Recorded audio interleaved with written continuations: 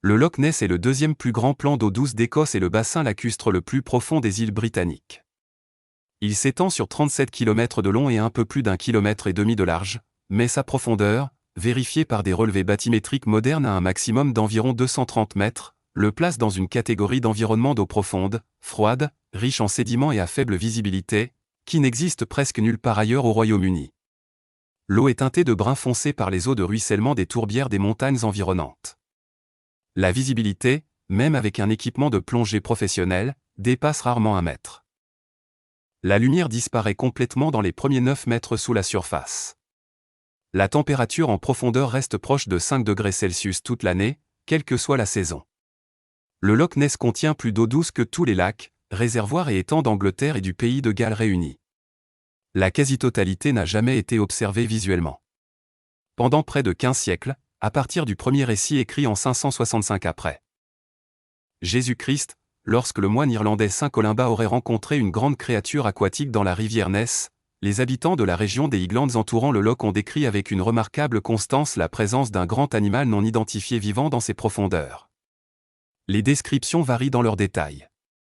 Elles sont remarquablement cohérentes dans leur forme. Une créature aquatique au long cou, plusieurs bosses visibles au-dessus de la ligne d'eau, des modes de déplacement incompatibles avec toute grande espèce de poissons indigènes des îles britanniques, des observations regroupées dans des sections spécifiques du loch, et des témoignages qui se sont succédés sans interruption à travers chaque siècle de l'histoire écossaise. Pendant la majeure partie de ces 1500 ans, les témoins ont été ignorés. La position scientifique dominante, défendue de manière constante par les zoologistes, les généticiens, les biologistes marins et l'établissement scientifique britannique depuis plus d'1 siècle, a été claire et directe. Le loch est trop petit pour accueillir une grande population reproductrice. La biologie est peu plausible. Les témoins se trompent. Les photographies sont des canulars. Les contacts sonars sont des débris. La créature n'existe pas. Cette position est, au cours des 5 dernières années, devenue nettement plus difficile à défendre.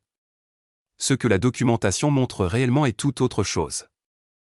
Entre 2018 et 2024, 3 programmes de recherche indépendants, une enquête sur l'ADN environnemental menée par une équipe néo-zélandaise, une opération de cartographie sonare pluriannuelle conduite par des chercheurs indépendants, et un réseau de surveillance continue de caméras sous-marines haute résolution déployées dans plusieurs sections du loch ont produit des résultats qui, pris ensemble, forcent l'establishment scientifique à occuper une position qu'il a passé 1 siècle à affirmer ne jamais devoir occuper. Les données ne sont pas ambiguës. Les données ne sont pas anecdotiques. Les données ne sont pas une seule photographie floue ou le récit d'un touriste exalté. Ce que 3 programmes scientifiques indépendants ont désormais documenté dans le Loch Ness, et ce que la convergence de leurs preuves nous indique sur ce qui vit réellement dans ces eaux sombres écossaises depuis les 3000 dernières années, est la raison pour laquelle une question que la communauté scientifique moderne a traitée pendant 100 ans comme résolue ne l'est plus. Et une fois que vous voyez ce que l'ADN environnemental, le sonar et les caméras ont tous capturé indépendamment, vous comprenez pourquoi les experts qui ont consacré leur carrière à nier cela sont désormais ceux à qui l'on demande de l'expliquer.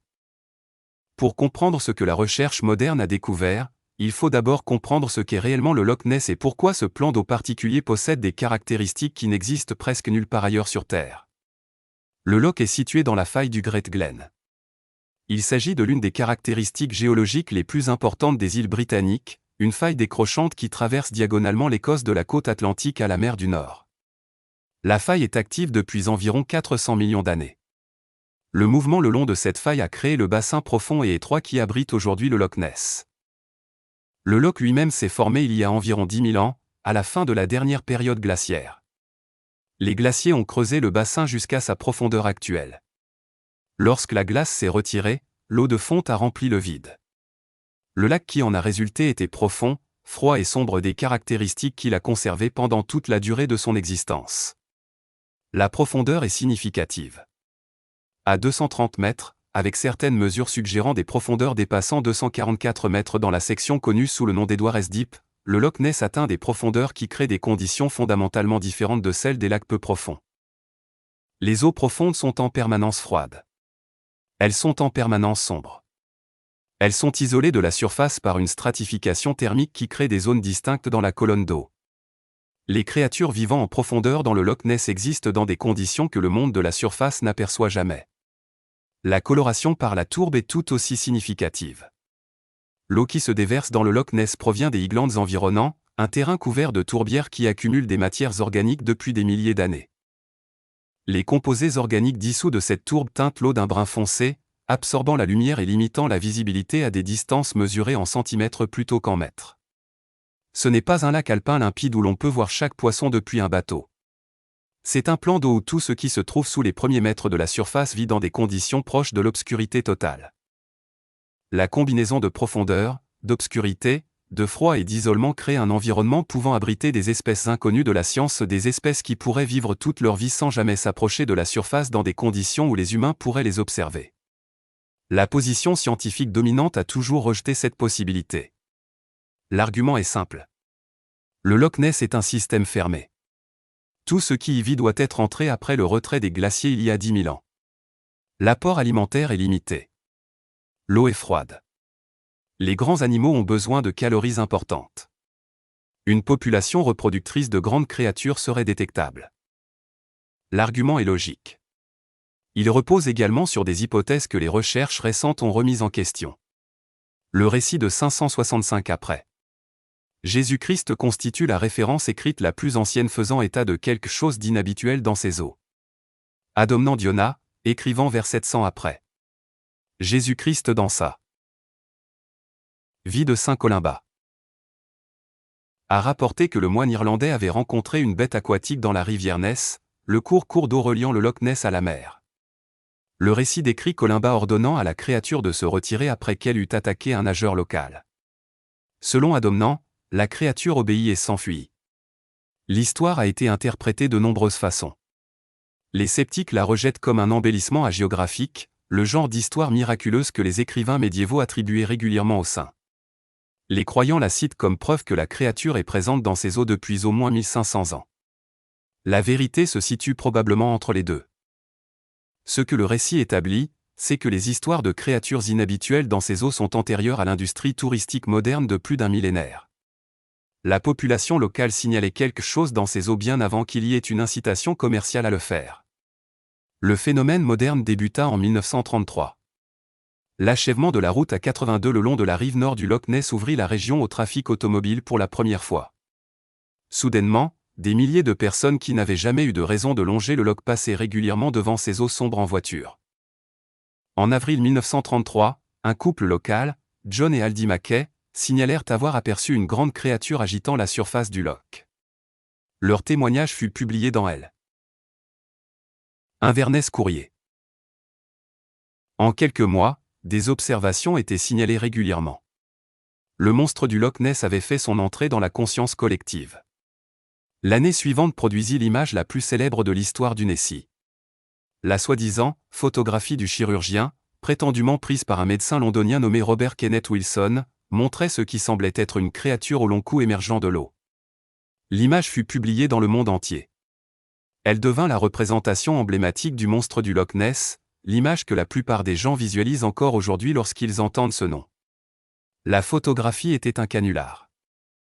En 1994, Christian Spurling avoua sur son lit de mort qu'il avait aidé à fabriquer l'image en utilisant un sous-marin jouet équipé d'une tête et d'un cou sculpté. Le monstre sur la célèbre photographie mesurait environ 30 cm de hauteur. L'aveu aurait dû mettre fin au phénomène. Il n'en fut rien. La raison en est que la photographie du chirurgien n'a jamais été la seule preuve. C'était simplement la preuve la plus célèbre. Le canular expliquait une image. Il n'expliquait pas les contacts sonars, les enregistrements sous-marins, ni les milliers de témoignages accumulés au fil des décennies. L'enquête sérieuse se poursuivit. En 1972, une équipe de l'Académie des sciences appliquées mena des sessions de photographie sous-marine dans le Loch Ness. Robert Rhine, le chef de l'expédition, déploya des caméras sous-marines déclenchées par des contacts sonars. Lorsque le sonar détectait un mouvement, les caméras se déclenchaient automatiquement. Une image de cette expédition devint presque aussi célèbre que la photographie du chirurgien. La photographie de la nageoire semblait montrer un appendice en forme de losange, ressemblant de manière frappante à la nageoire d'un grand animal aquatique. L'image fut améliorée par le Jet Propulsion Laboratory de la NASA, qui fut sollicité pour appliquer des techniques de traitement d'images développées pour analyser la photographie planétaire. L'image améliorée fut controversée. Les critiques arguèrent que le traitement avait introduit des artefacts, que la forme de la nageoire était un produit du traitement plutôt qu'une représentation fidèle de ce qui se trouvait dans l'eau.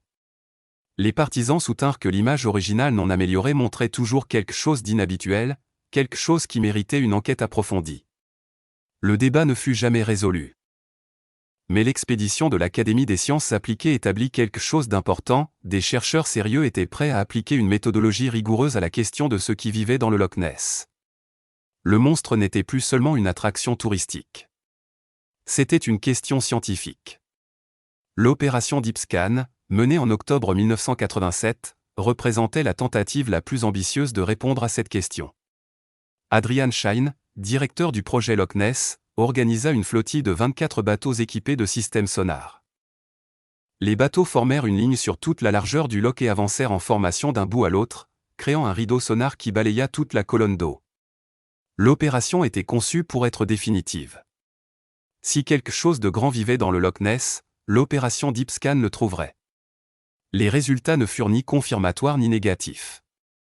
Le balayage sonar détecta 3 contacts qui ne pouvaient être expliqués par des espèces de poissons connus, des débris ou un dysfonctionnement de l'équipement. Les contacts apparurent à des profondeurs et avec des caractéristiques suggérant de grands objets en mouvement. Ils ne furent pas photographiés. Ils ne furent pas capturés. Ils ne furent pas identifiés. Ils furent simplement enregistrés. 3 relevés anormaux dans un plan d'eau qui, selon la science officielle, ne devraient contenir rien susceptible de produire de tels relevés. Adrian Shine, malgré son rôle d'organisateur de l'opération, resta publiquement sceptique quant à l'hypothèse du monstre. Il suggéra que les contacts pourraient représenter de grandes anguilles, un comportement inhabituel de poissons, ou des artefacts de l'équipement sonar interagissant avec la topographie sous-marine complexe. Mais il ne rejeta pas entièrement les contacts. Les données montraient quelque chose. Ce que ce quelque chose était demeuré obscur. La percée survint en 2019. Neil Gemmell, généticien de l'Université d'Otago en Nouvelle-Zélande, dirigea l'enquête scientifique la plus rigoureuse jamais menée sur le Loch Ness. La méthodologie était simple. Chaque organisme vivant libère de l'ADN dans son environnement, qu'il s'agisse de cellules cutanées, de mucus, de déchets ou de matériel reproducteur. Cet ADN environnemental, appelé ADNE, peut être collecté à partir d'échantillons d'eau et séquencé pour identifier les espèces présentes. L'équipe de Gemmell collecta 250 échantillons d'eau à des emplacements répartis dans tout le Loch Ness, à plusieurs profondeurs. Ils en extrairent l'ADN et le séquencèrent, comparant les résultats à des bases de données d'espèces connues. La technique n'était pas spéculative. Elle ne cherchait pas des monstres. Elle cataloguait simplement chaque organisme dont l'ADN était présent dans l'eau. Les résultats furent publiés en septembre 2019. L'étude ne trouva aucune preuve d'ADN de grands reptiles. Ni plésiosaures, ni reptiles marins non découverts. Le monstre préhistorique de l'imaginaire populaire n'apparaissait pas dans l'enregistrement génétique. Mais autre chose apparut. L'étude trouva des concentrations inhabituellement élevées d'ADN d'anguilles. Les anguilles européennes. Anguilla anguilla. Étaient présentes dans le Loch Ness en quantité dépassant ce que les chercheurs attendaient. La signature génétique des anguilles était forte, constante et répartie dans toute la colonne d'eau. Gemmell proposa lui-même ce qui devint l'hypothèse de la grande anguille. Les anguilles européennes atteignent généralement des longueurs de 60 à 90 cm. Dans des cas exceptionnels, elles peuvent atteindre 1,5 à 1,8 m. Les plus grands spécimens vérifiés ont approché des tailles qui seraient frappantes pour tout observateur qui les rencontrerait de façon inattendue. Mais le cycle de vie de l'anguille contient un mystère qui n'a jamais été entièrement élucidé. Les anguilles européennes sont catadromes. Elles vivent en eau douce, mais se reproduisent dans l'océan. À maturité sexuelle, elles migrent depuis les rivières et les lacs d'Europe vers la mer des Sargasses dans l'Atlantique occidental, où elles se reproduisent et meurent. Leurs larves dérivent ensuite à travers l'Atlantique au gré des courants océaniques, pénétrant finalement dans les rivières européennes et recommençant le cycle. Certaines anguilles, cependant, ne migrent pas. Un faible pourcentage de la population reste en eau douce, n'atteignant jamais la maturité sexuelle, et continue de croître tout au long d'une vie pouvant s'étendre sur plusieurs décennies. Ces anguilles, sédentaires, ont été documentées à des tailles nettement supérieures à celles de leurs homologues migratrices. En 1923, une anguille supposément longue de plus de 2,4 mètres fut capturée en Écosse. En Suède, Une anguille captive célèbre nommée Il vécut plus de 150 ans avant de mourir en 2014. Le potentiel des anguilles à atteindre des tailles extrêmes dans des populations isolées avec un approvisionnement alimentaire abondant n'est pas théorique. Il est documenté. L'hypothèse de Gemmell était prudente. Les données d'ADN environnemental étaient compatibles avec une population d'anguilles inhabituellement grande habitant le Loch Ness. Mais si ces anguilles atteignent des tailles suffisantes pour expliquer les observations de monstres restés non confirmées. L'hypothèse expliquait certains éléments du registre des observations. Des anguilles nageant près de la surface pourraient produire l'apparence bossue décrite par les témoins. Plusieurs anguilles nageant en formation rapprochée pourraient créer l'illusion d'une seule grande créature avec plusieurs sections visibles. La forme serpentine du corps correspondait à des descriptions remontant à des siècles. Mais l'hypothèse laissait des questions sans réponse. Quelle taille ces anguilles pourraient-elles réellement atteindre ? Pourraient-elles atteindre des tailles suffisantes pour produire les observations rapportées et des créatures décrites comme faisant 6, 9, voire 12 mètres de long ? L'étude sur l'ADN environnemental ne pouvait pas répondre à ces questions. Elle pouvait seulement confirmer que des anguilles étaient présentes en concentrations inhabituelles, présentes dans toute la colonne d'eau, présentes en quantité suggérant qu'une population substantielle vivait dans le Loch Ness depuis très longtemps. L'importance de la découverte concernant les anguilles dépasse la question du Loch Ness lui-même. C'est important. Les anguilles sont un lignage ancien. L'ordre des anguilliformes, les vraies anguilles, existe depuis au moins 200 millions d'années. Elles sont antérieures aux dinosaures d'environ 50 millions d'années. Elles ont survécu à l'extinction de masse qui a éliminé les plésiosaures, les mosasaures et les autres grands reptiles marins de l'ère mésozoïque. Les anguilles sont, dans un sens très réel, des fossiles vivants. Leur plan corporel de base est resté largement inchangé depuis des centaines de millions d'années. Ce sont des survivantes d'une époque où la Terre était un endroit fondamentalement différent, où les continents étaient arrangés différemment, où la chimie des océans était différente, et où les animaux terrestres dominants n'avaient pas encore évolué. Si la créature du Loch Ness est une grande anguille, une population d'anguilles ayant atteint des tailles inhabituelles dans l'isolement de ce lac écossais profond, froid et sombre, alors le monstre n'est pas une fantaisie. Il est préhistorique. Non pas au sens d'être un plésiosaure, une créature disparue il y a 66 millions d'années, mais au sens d'être un survivant des profondeurs du temps, un représentant d'un lignage plus ancien que les dinosaures, plus ancien que les montagnes qui entourent le Loch Ness, plus ancien que presque toute autre forme vertébrée encore vivante sur Terre. Le chélacanthe fournit un précédent. Ce poisson ancien, connu par des fossiles remontant à 400 millions d'années, était supposé avoir disparu en même temps que les dinosaures. Aucun spécimen vivant n'avait jamais été documenté. Le consensus scientifique était absolu. Le chélacanthe avait disparu. En 1938, un chélacanthe vivant fut pêché au large des côtes d'Afrique du Sud. Le poisson présumé éteint avait survécu dans les eaux profondes, indétecté par la science, pendant 66 millions d'années. Cette découverte ne prouva pas que toutes les créatures présumées éteintes étaient encore en vie. Elle prouva que présumer l'extinction n'est pas la même chose que la confirmer, que les créatures peuvent persister dans des environnements que la science n'a pas entièrement explorés, et que les endroits profonds de la Terre recèlent encore des secrets. Le Loch Ness est un tel endroit. La quête de Nessie en 2023 représenta la plus grande fouille organisée.